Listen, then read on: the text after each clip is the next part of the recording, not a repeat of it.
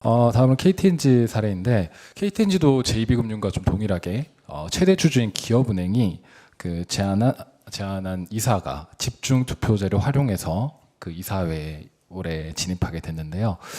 혹시 사실 이번에 이 KTNG 쪽의 주주 활동 중인 플래시라이트 캐피탈 쪽에서 제안한 그 이사도 있었지만 주총을 한 달 정도 남기고 이 FCP 쪽에서 추천한 이사를 그 취소를 했습니다. 그 표 대결에서 이게 표가 분산될 수 있다라는 우려에 따라서 이렇게 그 본인들이 추천한 이사를 그 다시 취소하기도 했는데 여기서 혹시 제가 사전에 드린 자료들 보시면서 이번 사례에서 주주총회 진행 전까지 행동주의 펀드 FCP가 KTNG 상대로 한 주주 활동 중에서 좀 인상 깊었던 사례가 있으면 혹시 한번 말씀 부탁드립니다. 네. 제가 말씀 KTNG는 제가 보면 이거는 뭐 소위 말해서 이제 소유 구조가 분산된 건데요. 저는 일단은 약간 양날의 칼인데 사내 이사 가지고 문제 제기를 하셨잖아요. 근데 저는 모르겠어요. 한국 행동주의 펀드들이 사내 이사 가지고 예를 들면 반대를 한다거나 아니면 사내 이사 가지고 주총에서 표 대결을 한다든가는 향후에는 굉장히 좋은 전략 같아요. 그러니까 왜 제가 그걸 좋다고 생각을 하냐면 사실은 저희 경영권 방어 이런 얘기들 계속 나오고 그러니까 저랑 뭐 가끔 김우진 교수님도 말씀하시던데 경영권이라는 게 그냥 천부 인권의 자산이 아니고 경영권은 경쟁하는 건데 이런 거에 대한 한국에서는 거의 인식이 없잖아요. 그러니까 한국은 경영권은 그냥 물려주는 거잖아요. 3대 4대.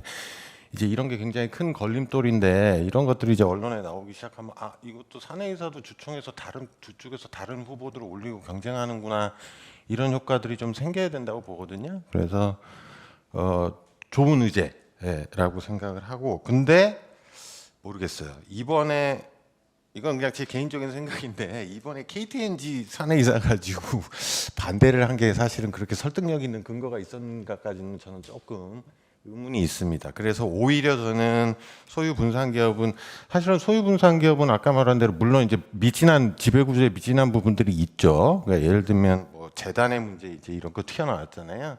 뭐 이런 거는 집중적으로 문제 제기를 하는 건 좋은데 오히려 뭐 진짜 아까 말씀드린 은행 같은 거에 어떤 자본 배치 전략 이런 것들을 의제로 가져가는 게 오히려 낫다.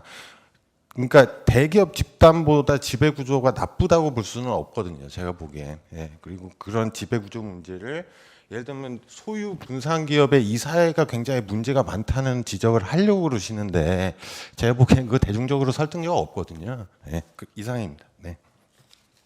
네. 혹시 추가적으로 말씀 주실 분 없으시면 다음으로는 그러면 이번에 그 FCP 플래시라이트 캐피탈에서 결국은 본인들이 제안한 이사는 선임된 게 아니라 본인들이 그 안건을 다시 취소를 했는데 그렇다면 이 올해 그 플래시라이트 캐피탈의 성과를 뭘로 봐야 될지 혹시 여기 대해서 혹시 말씀 주실 부분이 있으실까요?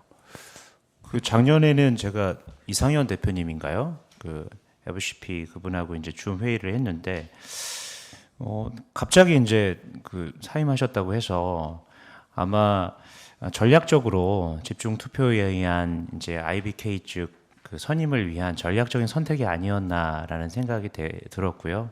결국 주주들 입장에서 그 목소리를 대변할 수 있는 한 명이 선임이 되었다.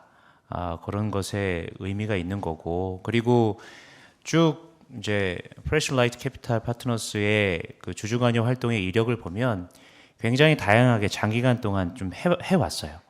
그런 부분에서 보면 전략적으로 중장기적인 전략을 가지고 움직였다는 점 그런 부분들도 의미가 있었다고 생각을 합니다. 그리고 한 가지 이제 KTNG 측 입장에서 좀 아쉬운 점은 IBK가 그 전에 주총을 진행하기 전에 주주명부 열람 신청을 했던 것 같아요. 그런데 그게 이제 거부당한 것 같아요. 그래서 향후에 이제 그 정도 사이즈 되고 그 정도 이렇게 거버넌스를 갖고 있는 회사라면 신청이 왔을 때 뭐 가처분으로 다투지 않고 열람하면서 주주랑 좀 소통하는 문화가 정착이 돼야 되지 않겠나 네, 그런 생각을 해봤습니다. 네, 감사합니다. 그리고 마지막으로 사실 이번 KTNG 사례도 그 기업은행이 그 집중 투표제를 활용해서 사회이사를 이사에 진입에 성공했는데 말씀 두 분 교수님께서 아까 주셨지만 이 집중 투표제를 지금 도입하고 있는 상장사가 많지 않은 상황인데 좀 더 혹시 국내에 이 집중 투표제를 활성화시키기 위한 그런 뭐 방안이 있다면 뭐 법 제도의 변화가 필요하다든지 이런 관점에서 혹시 말씀 한번 부탁드립니다.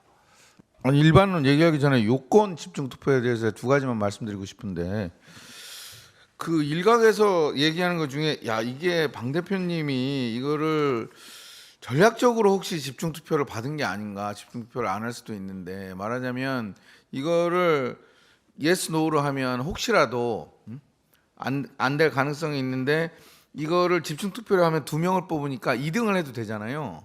그러니까 이걸 디펜드하는 쪽에서 적극적으로 활용될 가능성도 있다라는 그 집중 투표제 측면을 제시한 게 하나가 있고, 그다음에 저는 법 전문가는 아닙니다만은 이게 사내이사하고 사회이사를 한 번에 같이 집중 투표를 해도 되는가도 이게 법률적 쟁점이 될 수 있다는 거예요. 왜냐하면 이번에는 그 사내이사 한 분, 사회이사 한 분 이렇게 선임이 돼서 이슈가 없지만, 아니 이론적으로는 이렇게 한 번 하게 되면 사내이사가 선임이 안 될 수도 있잖아요. 이론적으로는. 그렇게 되면 사내이사를 한 명 뽑아야 되는, 그러니까 이렇게 사내이사하고 사회이사를 같이 놓고 집중투표를 해도 되는 것인지에 대해서도 법률적으로 한번 검토가 돼야 될 것 같은 그런 생각이 있습니다. 집중 투표제는 정말 이렇게 좀 정리될 게 많이 있습니다. 예. 이제 우리나라가 특유하게 사내이사, 사회이사를 법에 아예 명문으로 구분을 하고 있어가지고 그런 점이 하는데, 사실은 이제 이사는 한꺼번에 뽑고 그 중에서 외국의 경우는 이사를 다 뽑으면 그 중에서 인디펜던트 한 사람은 사회이사고 그렇지 않은 사람들은 사내이사거든요. 그렇게 되는데 우리는 사회이사 따로 뽑고 사내이사 따로 뽑고 이런 식으로 되고, 그다음에 또 뭐 감사위원회 사회이사는 또 분리 선출하고 뭐 이런 식으로 돼 있고, 그러니까 지금 뭐 굉장히 저거한데, 사실은 이제 그 집중 투표제를 이제 그 효과를 갖다가 이제 극대화하기 위해서는 다 같이 한꺼번에 집중 투표제를 하고, 만약 그렇게 했는데 보니까 뭐 여성 사회이사가 뽑히지 않았다 그러면은 또 이제 추가로 하더라도 사실은 한꺼번에 하는 게 맞는데, 이게 굉장히 지금 복잡해서 참 정리가 필요하고, 지금 말씀하신 것처럼 집중 투표제가 오히려 경영권 방어의 수단도 될 수 있습니다. 예, 지분이 약한 그런 쪽에서는. 그러니까 집중 투표제가 그렇게 아주, 저는 그게 아주 이게 되게 중요한 건지 그런 부분은 좀 의문이 있긴 합니다.